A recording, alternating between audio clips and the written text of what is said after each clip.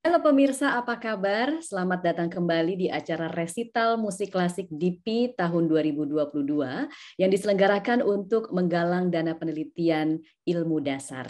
Nah, selain menyelenggarakan pagelaran musik, kita juga akan bertemu dengan para ilmuwan yang memiliki reputasi internasional. Dan kali ini kita akan berbincang-bincang dengan ilmuwan ahli jamur atau mycologist dari Westerdijk Institute Belanda. Hello, Prof. Teun, how are you? Selamat pagi, very good. Selamat pagi di sana. It's afternoon here, Prof. Teun. Okay, here is morning. It's 10 o'clock. I'm here with Prof. Retno, your good friend. Prof. Retno, apa kabar? Baik, Mbak Vika, kabar baik. En Teun, dag. Hoe gaat het met jou? Alles goed in Amsterdam? Ja, het is erg fijn. Ik ben sinds een paar weken met pensioen, dus ik kan een tijd... sorry, I'm speaking in Dutch now. Is that okay? Okay, that part I don't understand. No. But you can speak in Dutch, you can speak in English, Prof. No. It's up to you. I think I changed back to English because otherwise the people won't understand. Sorry for that. You asked me the question in English, of Dutch, yes. Retno, isn't that? Yeah, so yes, that's why I thought. Sorry, we have to redo again. I can do a little bit in Dutch if you want. I can do a little bit in Dutch. Yeah, I think that was good because Prof. Retno greet you in Dutch, so you can reply also in Dutch. Yeah. So maybe repeat again, Retno, your question in Dutch, and then I will ask in Dutch, and then we switch to English, of course. Yeah, okay. Yeah. Dag Teun, hoe gaat het met jou? Alles goed in Amsterdam? Ja, het is erg goed hier in Amsterdam. Ik ben sinds een paar weken met pensioen en ben dus een vrij man. En probeer mijn werk af te maken en ook nieuwe dingen te ontwikkelen. Het weer is goed hier. Ja, prima. Thank you very much that you are willing to join us today. Jadi para pemirsa, Profesor Teun Boekhout adalah ahli biologi jamur atau mycologist golongan ragi atau yeast. Beliau adalah grup leader penelitian ragi penyebab penyakit pada manusia di Westerdijk Fungal Biodiversity Institute Belanda dan juga profesor di University of Amsterdam. Dan beliau telah menerbitkan ratusan hasil pekerjaannya di berbagai jurnal ilmiah yang bergengsi. Dan beliau juga merupakan editor buku The Fifth Edition of the Yeasts, a Taxonomic Study, dan merupakan pengembang dari Yeasts.org, sebuah database tentang keragaman ragi yang terbuka untuk umum. Dan Prof. Retno juga merupakan ahli penyakit jamur yang mendapat gelar guru besar dari dua universitas sekaligus, yaitu UKI dan UI. Dan sekarang Prof. Retno fokus dalam meneliti jamur histoplasma yang dicurigai endemik di Indonesia. Dan selain berprofesi sebagai pendidik dan peneliti, Prof. Retno juga gemar bermusik dan merupakan penyanyi sopran musik klasik. Dan kegemarannya terhadap musik klasik inilah yang mendorong beliau untuk menginisiasi acara resital musik klasik DIPI kali ini. Prof. Teun, this is my first question. So, what inspired you to become a scientist? Yeah, thank you for your question, because it's always important when you look back, what does it made that you became a scientist? As a kid, I was already very much interested in nature. I went out bird watching in the field with friends. We had already nature camps in different nature reserves, and I really wanted to become a biologist. And a scientist, and that was not straightforward at that time. But eventually, I realized studying biology in Utrecht and become a scientist. And in a way, my dream came through. Teun, you have published tons of works, and they have been cited for almost 40,000 times by other scientists. In one of your publications, I remember you mentioned that we have to learn from a small microorganism in the gut, that is the yeast. I remember that is in Science, a publication in Science. Could you tell us a little bit about this smart microorganism And why are you so interested in studying about the yeast? Please, Teun. Yeah, I think yeasts are very interesting organisms, also because they collaborate. I mean, each individual yeast cell is very small and cannot do anything, but together they can do a lot. I mean, they can do fermentations, they can raise your bread, they are very widely used in biotechnology, and of course they cause clinical problems. We have collaborated on that on a number of cases. But also they are part of the human and animal microbiome.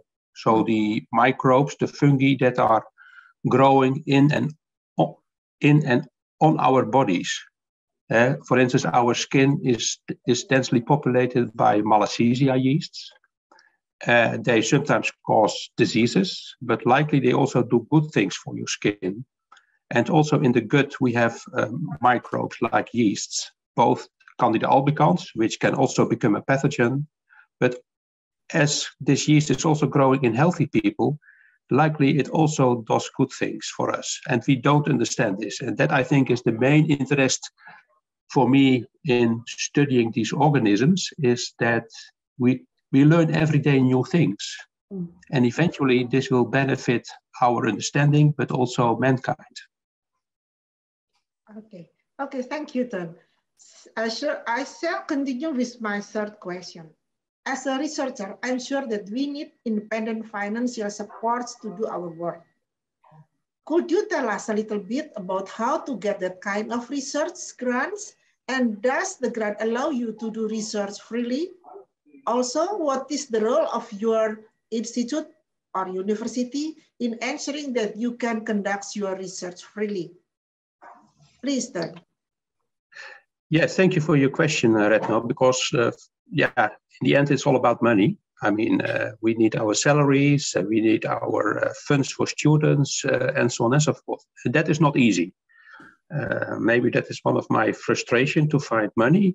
I think I was reasonably successful in generating money to do my research. And I was kind of open-minded. Of course, we collaborated in specific grants to enhance collaboration between Indonesian and Dutch scientists. So we were lucky to get a little bit of money from that. So you could come to the Netherlands, I could come to Indonesia. We published about that. It's also getting more and more difficult to get money. And I'm talking about the situation here in the Netherlands.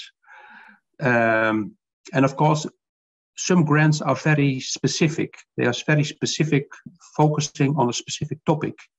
And then, of course, you have to write your proposal in that direction to fulfill the requirements. And that means that sometimes you want to go in a certain direction because, you have your gut feeling that that is the most interesting.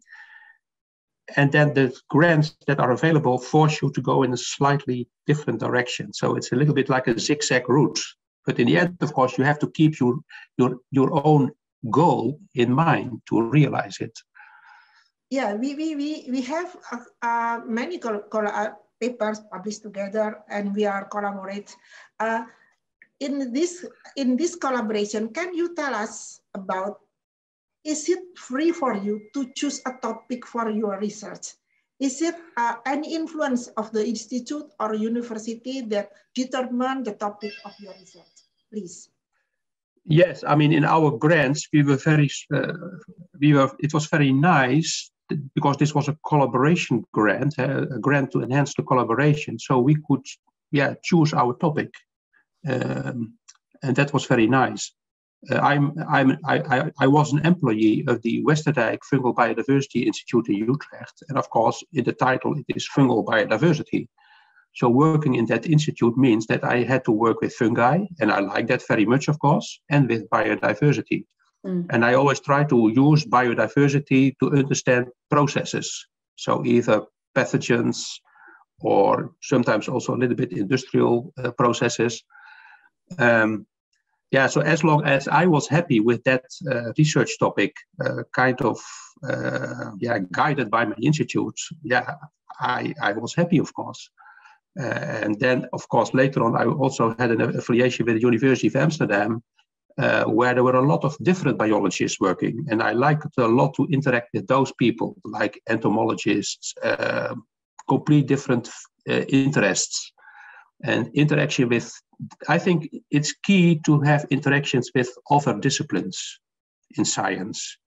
Because when you are doing your own thing, you can become very good, of course, but it's also a little bit monomanic, I would say, like a tunnel vision kind of thing. I always like to interact with people. That was also very important for me in science.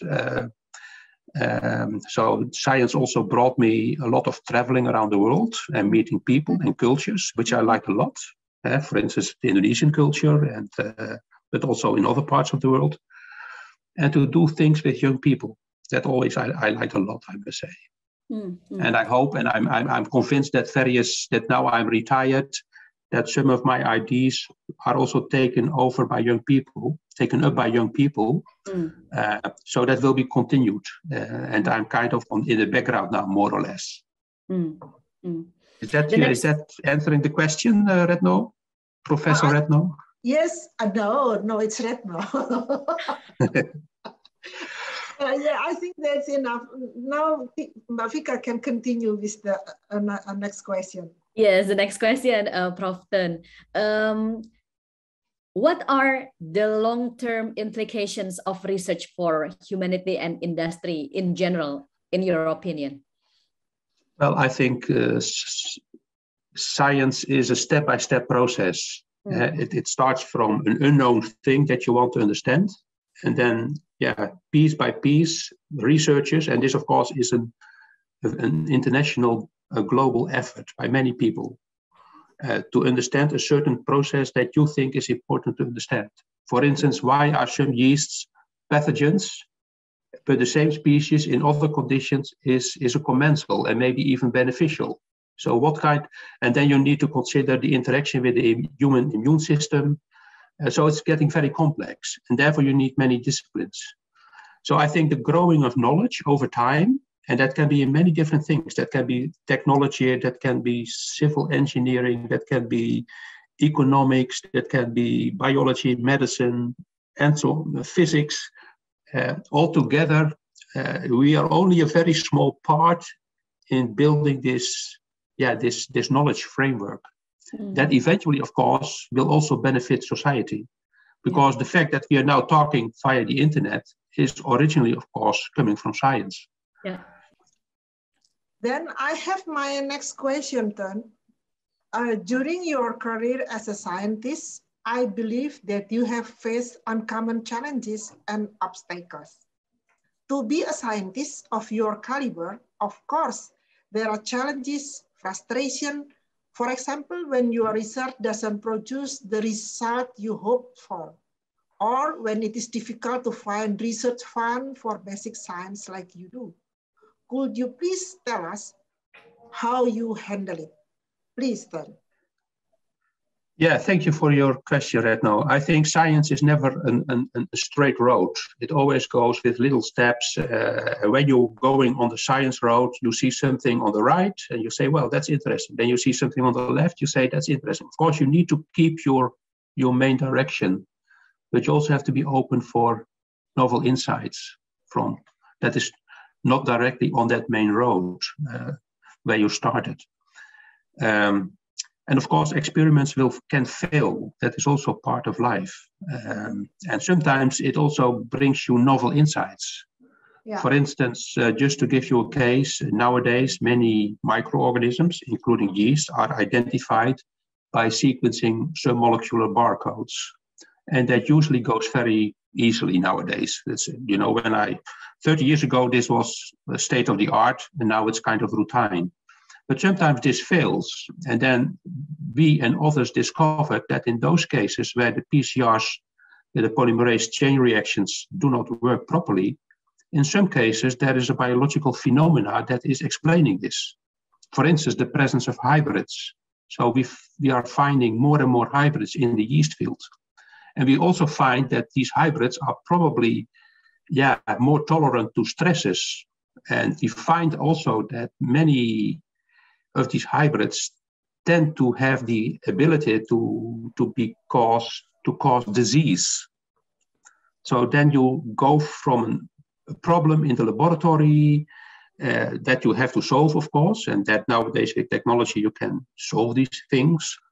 You get a novel insight, and that is then also explaining the relevance of that phenomena. So I think it is not always a problem that things will not work. It is a challenge then to get it to work. Also for students, it's sometimes there can also be very basal technical issues, contaminations of buffers and stuff like that. Sometimes also a challenge to find out what is happening. And in terms of money, that is also a challenge. But I think there is still a lot of money in the world available. You have to find it. You have to be creative. Yeah, yes. So thank you, Teun. So I just got a new impression that getting married is not only for human, but also for yeast, for microorganism, and they become a new hybrid. Yeah. Absolutely. Yeah. Teun, I believe that regeneration is very important in any field of research, so that the young will continue our work. What do you think about that? Do you agree with me? If so, then what is your plan for the regeneration? Please, Teun. Yeah, I think that's indeed very important. When I was a young scientist, I never thought about my retirement, of course, because that was still 40 years to go. Of course, I was expecting kind of a career in science, and that was indeed realized. But later on, I find it really stimulating to work with many young people because they have novel insights, novel ideas, also novel technology. For instance, nowadays, the field of bioinformatics is really maturing. I cannot keep space with this technology. So I have to work and collaborate with young scientists who are very good in this field. So in the end, it's about collaboration and indeed about stimulating young people in the field. And I always like that very much. I think it's very important. Prof. Teun, if you can say anything to your younger self as a young scientist, what would you say? And what is your message for the younger scientists today? Well, I was intrigued by science, by biology particularly. So as a young scientist, for me as a kid, it was kind of difficult because my background was not directly connected with science, so to say. So I had to follow a certain, not a regular school scheme, so to say. So I had to find my own way already in that time. In the end, I entered biology studies in Utrecht, and I was very happy with that. And then, my grades were very good, contrary to what was happening in secondary school. Because I found my passion. So follow your passion. And also when things are not working properly to realize that passion, still, believe in yourself in a way. And try to continue that route for yourself. Okay, Teun, I think we have the same experience because I also have to do things like you, that I have to find my own way. Then at the end, I find mycology is my passion. So we have the same experience. Thank you very much then for. Yeah, that's why we collaborate so nicely. Yes, yes, we are. Yes, we are. Even if you are retired now, and I'm also retired, still I think that we can do something in this mycology. Absolutely. There's a lot of possibilities also for retired people. Further to coach young people, I have to finish many manuscripts still, and I'm also considering novel activities for myself, maybe connecting science with art to some extent. So there's a lot of interesting things going on in mycology, and I think the future will tell us, of course. We hope that we will have a long time ahead. You never know, of course. Yes. there's still a lot of interesting things to do and to consider. Yeah. Prof Retno told me that you have special interest in Indonesian culture, Indonesian art, and traditional music. Could you tell us more about that? Yeah, the fact is actually that my father-in-law used to come from Indonesia. He was born in Malang. So there was my wife is basically half Indonesian. So there was so there was a very direct link. And so because of that family relation, we have been a couple of times also with the family in Indonesia. I have two sons. We have two sons, I have to say. Yeah, that was very nice for them also to see their grandfather in his Indonesian environment, I must say. So we love Indonesian food. We love Indonesia as a country, the people, the nature. Yeah, it's always very interesting and nice to be there. Indonesia is such a huge country. I have seen only a very small part. I would love to see much more. And it's so diverse in many things in terms of human culture, in terms of nature, in terms of food. Here in Amsterdam, we have a lot of toko's, so we can buy Indonesian stuff. There's a lot of Indonesian restaurants. I think the quality is probably not as good as in Indonesia, but we still have it, so to say, and we enjoy it very much. And just in terms of music, actually, one of my brothers-in-law is playing in a gamelan orchestra. I see. So every now and then, so he's also going to solo to practice every now and then on gamelan festivals. Mm-hmm. And every now and then there is gamelan concerts here in Amsterdam that we go. And then usually that has a certain story behind. Of course, I don't know much about the oral stories of Indonesia. There are many, of course, very complex stories. And then usually they take a little part of such a story for such a concert. And there's always a little bit of Indonesian food. All the people who are there have a link with Indonesia, usually. Yeah, so, and of course, the Netherlands has a long history with Indonesia. Yes, true. Yes. With both, of course, good sides and bad sides. So we have to deal with that. And I think, my experience with Indonesian people is always very nice, very friendly, very positive. So I like it. What is your favorite Indonesian food, Prof. Teun? Sate kambing. Sate kambing. Yes. How about tongseng? Have you tried tongseng? Oh, maybe I don't remember, but I know there is many Indonesian dishes, of course, and in my family and also with friends that are also coming from Indonesia, it's always about food. Food is very important. Yeah, but I prefer sate kambing. That's true. And I still remember that with Professor Retno, one day we were going to a small restaurant where they had sate kambing, just a truck driver's restaurant. And it was really nice. And we love sate kambing. You could buy it just around the corner where there is a small Indonesian restaurant. True. But they stopped preparing it. So we are a bit sad for that. Yeah. So you have to come to Indonesia and eat that sate kambing. Yeah. Yeah. Yes. Yes, of course. This is my last question. We would like to hear a special message from you that can inspire a lot of young scientists. Yeah, I would say to all young scientists from Indonesia, be happy with what you're doing. That is one thing. When you do something, you have to be satisfied and you have to find joy in it.